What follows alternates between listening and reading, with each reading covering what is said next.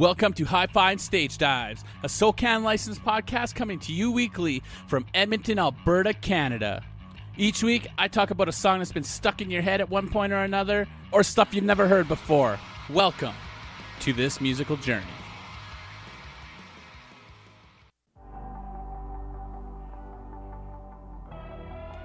What's up, everybody, and welcome back to Hi-Fi and Stage Dives. Wow.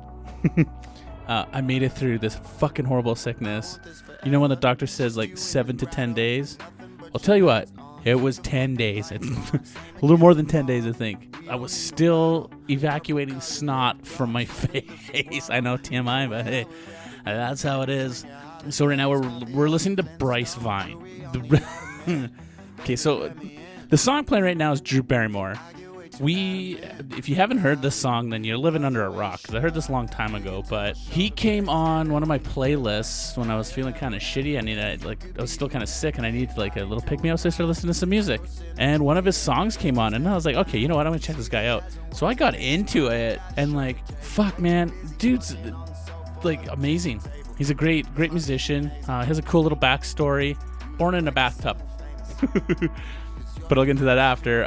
But yeah, like a few of his songs are just uplifting for me, and just kept me going. And I posted it on my personal Instagram, and motherfucker liked it. He even liked my stories, which is totally rad. Like, the dude's a real, from like the videos that I've watched and stuff, and the interviews and stuff, he's a real down to earth type dude. So you can tell he tries to keep it humble. Like even Drew Barrymore is about trying to keep it chill, and like he has a crush on Drew Barrymore, which is totally rad. He just thinks she's a rad chick, and like if that doesn't say something about him and his character, that he likes Drew Barrymore and the way he describes her, about being like she's kind of hot, she's fun, she's crazy, she's different, you know, and funny. Like it says a lot about his character. So let's get into it. His real name is Bryce Ross Johnson. It's hyphenated. I'll get into that later. Born June 16th, 1988. Dude's 30 years old. Known by his stage name Bryce Vine. Like I said, I'll get into that after, but it's kind of funny. Well, it's not funny. It's just kind of like one of those weird little stage name things. An American rapper, singer from New York City, New York, and lives in LA. Bryce showed his interest in music at the age of 13 and ventured into a career in music in 2011 when he auditioned for the Glee project, which I also touch on later. A year later, he signed with the record label Kiva House Lambrosa and released an EP titled Lazy Fair to critical acclaim. 2 years later, he would release another EP titled Night Circus, also critically acclaimed. Like I said, he's a rapper, singer, plays guitar and all sorts of instruments, and 2011 till now. And he had two parents, obviously. His mother's got a cool back story to her too. Tracy Ross, mother, actress, known for her role as Eve Russell on the NBC daytime soap opera Passions from 1999 to 2008. There's not much on this guy because he's super new. Well, he's not super new. Like, he's blowing up right now. Drew Barrymore, it's making his rounds and shit, and it's doing good for him. So it's getting around, and I'm glad that it's making his rounds again, because the dude's good at what he does, and I like what he says. He's got some really cool lyrics, and they're really down to earth, I find. So 88, 2011, his early life. Bryce Ross Johnson was born June 16, 1988, like I said, in New York. He and his mother had lived in a small apartment in New York where he had been a humble lifestyle, and then in 89, when Bryce was 1, they moved to LA, which I'll touch on more later. This allowed Bryce to spend the majority of his youth in Westlake Village, because she made some money off of everything, obviously. Some of his childhood friendships were solidified on his mom's party boat named Les Ferry. I can't fuck, it's like proper French. I don't know how to do proper. Come on, guys. I stumble and laugh, and I can't pronounce shit properly. Fuck, that's French, and I can't even say French. There we go.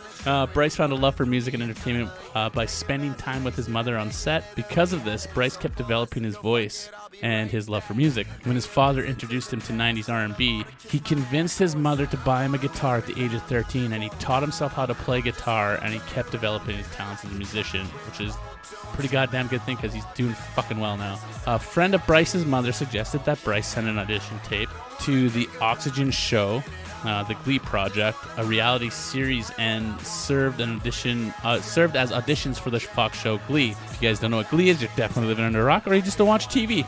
I guess that's fair. But if you know what it's, not everybody knows what Glee is. That's singing. What's it called? Musical TV show. some decent singers came out of that. I can say that. There's some pretty cool covers. He became one of the 12 finalists for it, but the first contestant to leave the show. But he later stated that he was thankful and saying it was not the right place for him. 2011, 2014 is when the music thing started, right? After the Glee project, Bryce went on to the Berklee College of Music. And just like me, that ain't no joke. That place is fucking serious. It was there where he met his now producer, Nolan Lambrosa. Name sounds familiar because that is his label. Nolan signed Bryce to his label, Kiva House Lambrosa, and two made music on April 22nd, 2014. April 22nd, that's my old man's birthday. Bryce released his debut EP, Lazy Fair. The title was a play on the French phrase, laissez faire. I think that's how you say it. I should ask my sister. Which was also the name of a boat owned by his parents, which is kind of cool. Two disappointing results, unfortunately, although the EP spawned two online hits. Sour Patch Kids, great little song. Guilty Pleasure, which is another great song. It's respectfully racked up over 11 million and 5 million plays on streaming services. So Spotify and probably that crappy Apple. I think now, especially with Spotify, a lot of music gets out there now that you wouldn't hear normally. I know I found a lot of music on Spotify and reconnected with a lot of music because of Spotify, and I'm very thankful for that. It's not, I don't know, it's not the same. I've said it time and time again, it's not the same, but I am very thankful for it. I'm glad it's not the same for the simple fact that I can find music.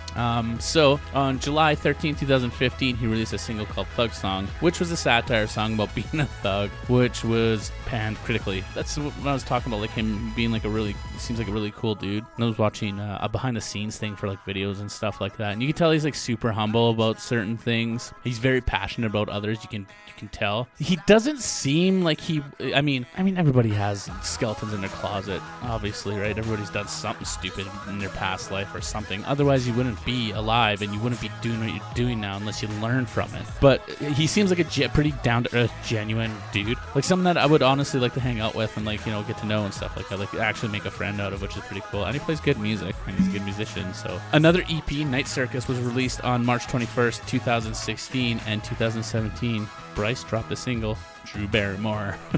He is currently working on a debut album, which is yet to be titled. So there's like on Spotify is starting to fucking region block shit, which is stupid. Hopefully that doesn't last forever, because that really fucking sucks. That was one thing I could say about Spotify when it first started. It was just fucking a free-for-all, and it was great. Like, I loved it. There was so much stuff, but there was a few songs on there that were still blocked. Unless it's an album. I don't know. That's still not released. I'm not sure yet. So I tried to look into it, but it's really sketchy. He has a great website, by the way. Super clean, super simple. Love it. It's one page, no fucking around. It's awesome. It's so simple to make a web page. You just put all your links. You need Facebook. It's there. You got a link. You make an Instagram link and a little about if you need to. Like, it's all there. It's fucking awesome. So yeah, that's about it. But we'll get it. So I'll get into like I did a bunch of but like I said, he hasn't been around for very long, so there's like a huge background on him as of yet, and like the stuff I had to go search around for and interviews and websites and stuff like that. So it was really cool doing the research on him, because I haven't had to do that much research in a long time, and it was kind of refreshing to do it again. Like it's like I said, I'm like coming up on episode 52 here soon, and a lot of shit's getting thick quick for myself, so I don't know exactly what's gonna happen here. So I might just start doing album reviews. I might just do small little snippets like this. We don't know. We'll see. I love getting into the deep shit, but it's so time consuming, unfortunately. And I'd like to go back to the roots of the way I was doing everything anyway. So yeah, let's get into this little last half of Mr. Bryce Vine. Despite being a hip hop artist, Bryce is heavily influenced by Third Eye Blind, bands like Blink-182, a bunch of like punk rock bands and pop punk bands. It's kind of cool. Like, he's super diverse in music, which is really rad. Green Day. He samples Green Day, and a lot of Green Day fans did not like it at all. They give him a lot of thumbs down. I mean, it's Green Day. I'm not gonna get into that. So he says that Third Eye Blind, and they write a type of music he aspires to write: intelligent, honest lyrics with an infectious chorus. And I think he's totally pulling it off, and I think he's really good at it. He's got a really cool voice too. He touched on an interview where they were looking for a singer in his band and no one would sing, so he did, and because he has a lower voice, he was nervous as fuck, but then he did it, and he started, he got kind of famous, and he started doing all these other fucking shows everywhere. So it was really cool. I mean, if you can break through in LA, in the music scene in LA, you know you're doing something hell right, because that ain't no fucking joke to break through in there. Another heavy influence is rapper J. Cole. He says that he likes the storyteller aspect of him, as well as having a loud and clear message for listeners, yet he never takes himself too serious. It's cool that he said that too, because I was like listening to an interview with him, and the way his writing process of everything was really cool too. He'll do like voice memos on his phone, and then he'll make like a beat, and he doesn't make the hook because he can't make the hook. He doesn't just write. He has to find it, which is absolutely fair, because it's like anybody else who writes music and knows that. It's sometimes it comes and sometimes it doesn't. I think he said Drew Barrymore took him 3 years to actually finish. Because he had it all and he just couldn't find the hook, and then somebody had to help him actually finish the hook, so he got it and then it was good to go. So it was really cool to see that side of it, to see that he's good at what he does, but he does work for it, and I think that's what might keep him humble. Like, there's a lot of guys that are naturals and just bang that shit out, and they get lost. I feel like they get lost, like it goes to their head, kind of, what I'm saying. But with him, you can tell he's a lot more level, which is cool. His father, Brad Johnson, was a restaurateur, and that's actually where he had his first job at 14 in LA, washing dishes. He attributes the core of his character to a humbling upbringing in which he and his mother shared a small apartment in New York City, where he was born in a bathtub in a fucking small one-bedroom apartment. That is bonkers. You can tell, like, you look at him, he's dude's got a scar on his face and he's like chill, but you can hear that he's positive as a person, and I think that's what drew me to it. You can hear it in his lyrics and shit. So his mom's success allowed the family to settle in LA suburb of Westlake Village, and watching his mother at work inspired young Bryce to consider a career in the arts. His father shared a love of vintage R&B with his son. When Bryce was 13, his parents gave him a guitar, like I said earlier, which he taught himself and all that good stuff. In addition to the R&B of the 90s, Bryce was also strongly influenced by pop punk and alternative rock, like I said, especially Green Day and Third Eye Blind. I think it's dope when you can have an outside of influence from a separate genre from what you're in. It shows a lot of diversity, and I feel like that's really important. To be a really good artist, you really do have to take from other genres, or not take, but it's like you have to have music is music as a whole. It is music regardless of what you're playing. Imagine music with no genres. It would just all be music. Like, it would just be perioded music. And so I get there would be like, oh, I don't listen to music from the 90s. And then basically that's how it is now. Like 90s, you can just listen to 90s music, a mix of 90s music, and you're gonna get rap, you're gonna get punk, you're gonna get rock, you're gonna get everything, which is totally rad. But I feel to be as a really good artist, you have to listen to all that stuff and it's going to influence you in some way, somewhere. Like I say, I'm not a huge country fan. I don't like country, but I do listen to like Johnny Cash, and I listen to the old Dwight Yoakam and shit like that. I don't know why, but the new stuff's just not for me. Like, a lot of the new rap is not good. I'm still a huge Biggie fan. I'm not into the mumble rap thing. It's just not for me. Like that little Xan guy and his fucking hot Cheetos. I don't know. There's something wrong with that kid. Get off the fucking pills, kid. Like, seriously, you can do better. You got this platform. Do something with it, man. Like, fuck. I don't know, just how it is. He made his recording debut with a guest appearance on G-Eazy's track Coming Home. I didn't know that, and I was going to listen to it. I'm going to go check it out after. Maybe that's where I heard him the first time. But so the Glee project thing, it was a suggestion from a family friend, right? It was the last day to submit for it. So what he was like, meh, he heard about it. His mom's like, hey, you going to do this? He's like, meh. And then she called him on the last day. She's like, yo, you should, do something. So he did a rap. Fuck, I forgot who it was by. He did some verses from somebody else's song, and he got a call back, and then he got another call back, and then he got another call back, and then he went in and he was doing the thing, and then he was 12th out of it and got voted out. I don't think like he would have been good on it, but I think it wouldn't have been him. Kind of what I'm saying. Like, I don't know. He was good. He was good that he got disqualified, and it was good that he did. Personally, that's what I think, because it's awesome. The song that I was talking about, the song that fucking picked me up, was On the Ball. It was a great, like, when I heard it, I was like, what? That's what got me into it again. I was like, what the fuck? And then I went back. I'm like, this is him. I'm like, what? And then I was like, oh, Drew Barrymore. I'm like, yeah. And I went down the fucking rabbit hole of Bryce Vines. So cool. So yeah, like I said, he was saying that it wasn't the place for him. I don't think it was the place for him either. Like, I've watched a few episodes of Glee, and I've seen how Glee went, because it was all music related, right? And there's brainwashed stuff on TV, so it's mindless shit. Seeing what he does now in the interviews with him, I don't think he would have been a good fit. Like, he might have been for a bit, but he's doing way better shit now, and I think he's way better now than it would have been. So he continued to focus on his music, attending the prestigious Berklee College of Music, like I said earlier. While attending Berklee, Bryce got to know Mr. Nolan Lambrizoa. Jeez. So this guy that signed him, got to know him, liked him so much that he signed him to his label, like I said. But this guy produced Lil Wayne, Pitbull, Justin Bieber. He started with Bryce. Like, I mean, you can't, when someone that's producing a band, producing artists like that, Lil Wayne, Pitbull, Justin Bieber, you can tell he knows what he's doing. I always say that about Alec, my homie from the Awesome Hour, that if something is going, if it catches his eye and it's like, yo, man, he's like, check this out, I let him go with it because he's onto something. He can see that, and that's one of those things. So his name, his stage name, he got Vine because his name's hyphenated, right? So his name is Bryce Ross Johnson. And what happens is every time he goes to the bank or he goes to the fucking DMV, it all gets fucked up for him. So he's like, oh, whatever, blah, blah, blah. He dealt with it. And then he was doing a spot. I don't know if it was Jeezy's or whatever, but he was doing a spot on another artist's album. And he's like, yo, you got to get like a stage name.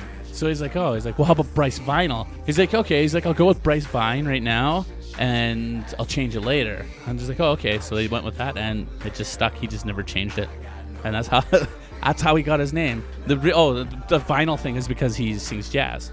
So they're like, oh, Bryce Vinyl, and just stayed as Bryce Vine, which is totally cool. So like I said, I think he's like he seems like a pretty rad dude and a pretty down to earth dude. So I don't know. I mean, time will tell. But like, if he said that he thought Drew Barrymore was like his crush, and Drew Barrymore is like, she's hot and she's funny and all that good shit, right? Like, so he even said he's like, that's the kind of chick he wants to meet, and that's the kind of person he's looking for. So he seems like a pretty rad dude. So I don't know. We'll see. Time will tell. Hopefully he pumps out some more wicked things. So far, he's been doing some pretty rad shit, and he's been staying pretty true to what he's doing, and I like what he's doing. I know a lot of people are going to see this release and be like, what the hell's going on here? Why is he releasing this shit? Like I said, guys, I like every type of fucking music there is to like, and I don't give a shit what anybody thinks. It's my podcast. If you don't like my podcast, well, you can always skip this one, you know? But I don't know, maybe you might find something that you like out of it. Who knows? On that note, that's all I got, guys. Mr. Bryce Vine, keep your shit going. I think it's fucking amazing. I like what you're doing. I'm pretty sure this guy's going to fucking blow up huge. I hope he does, because he's doing good music and he's doing cool shit. He's not being one of those typical fucking bullshit fucking pill popper rappers. You know what I'm saying? The fucking Lil Xans and the little pumps and the little papa paws and the little Lils. Shit's fucking bunk. It's good to hear some like legit music come out. I know it's a little bit more poppy and shit, but I'm totally digging it. I'm digging the vibe on it, and I'm digging the music. So that's my thoughts on it. And that's all I got. So thank you very much. That's been another episode of Hi-Fi and Stage Dives, guys. Again, you need help, you say something, please. Thank you. Much love. The world gets easier eventually, guys, I promise. Especially when you ask for help, or if you see somebody that needs it and you give them that help, right? So let's stick together. Let's do this. Again, this has been another episode of Hi-Fi and Stage Dives. Thank you again for listening. Always listen to music, because it makes life that much better. And I'll catch you on the flip side. Thank you again for listening to Hi-Fi and Stage Dives. It means the world to me. I'm glad you could come on this journey with me, and we'll keep doing it every week. Subscribe, rate and review, all that good stuff, and keep listening to music, because it only makes life better. And we'll see you on the flip side. Stay rad.